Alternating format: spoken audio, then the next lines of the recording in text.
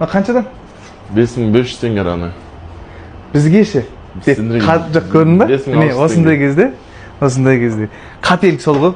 Қанша дейді, 5500 дейді, бізге ше деген нәрсе, ол уже қате.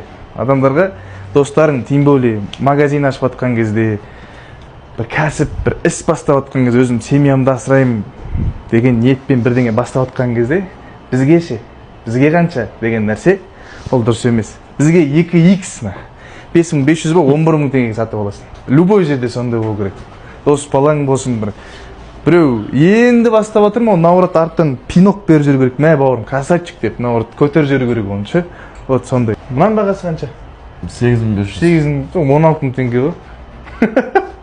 Қанша болды екеуі?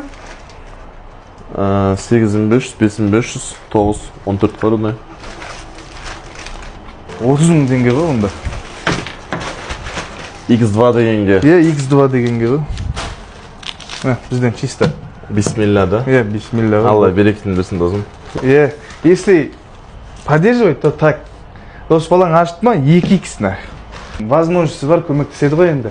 Бірақ возможность болатын болса, или заттың өз бағасын алыңдар. Возможность кішкене көбірек, если позволяет, кішкене қосып бергендерің жақсы.